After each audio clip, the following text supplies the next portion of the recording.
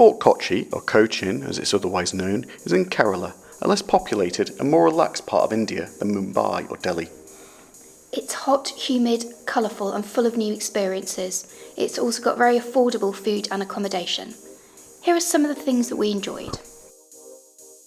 Number 1. The Chinese fishing nets. These are cantilevered fishing nets introduced by the court of Kublai Khan in 1350. There's a small negotiable cost to meet the fishermen and help them catch fish and enjoy their stories, but you can just see them for free. They don't catch many fish now, but it is a fun experience. Plus there are some bonus cows on the beach nearby. Found out a tour. Look at the cows! Here's the cows on the beach. Number 2, go see a Kathakali performance. Kathakali is a traditional and colourful performance of drums, dance and singing. We paid about £5 each, which included watching the actors put on their intricate makeup, an explanation of the story and the specific movements that the performers make. And you can then watch a half-hour performance. It was a really fun experience and I definitely recommend it. It was a really, really nice bit of theatre. Richard also bought some Kathakali art, which I wasn't initially sure about, but it did grow on me. We've been to see Kabuki in Japan and we actually enjoyed this way more. There was a really good explanation on the little handouts behind what was going on, and the story just involved a lot of dancing, a lot of singing. It was just a lot of fun. There's a big centre in the middle of Fort Kochi and we went there during the day and bought tickets. But it wasn't a hugely packed performance, so you could probably get tickets on the door.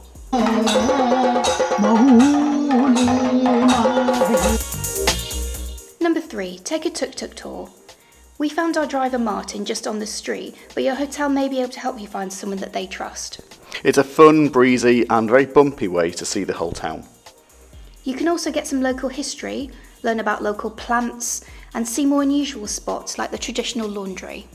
Martin was really good actually, and we'll put a link to his TripAdvisor in the description. Number 4, book a cookery course. It's a chance to cook with a local chef. We found Maria on TripAdvisor and we went to her home, we made curries, salads, samosas and learnt about the specific spices used in Kerala food. This is extremely popular, so please try and book in advance. You can also take your recipes with you so you can enjoy them and try again at home. Before the final tip, if you found this video useful, please subscribe to our channel. We also have full videos on both Fort Kochi and the backwaters available.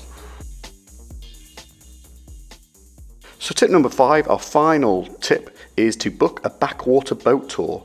We booked this via the hotel and it took an hour-ish to drive to the boat. There are different types of boats available, for example a houseboat, which has its own toilet and maybe a little kitchen, or a more traditional boat. Make sure you research and get the type that you want.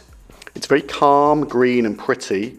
Make sure you have shade though and bug spray and cream. Our boat didn't have good shade.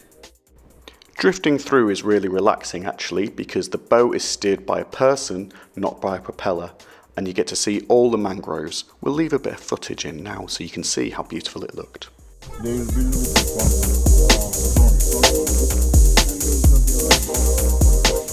That's it for our video about Fort Kochi. If you'd like to see more, please click the video links on the screen at the moment. And if you enjoyed this video and found it useful, please give a subscribe to our channel. Bye bye. Bye.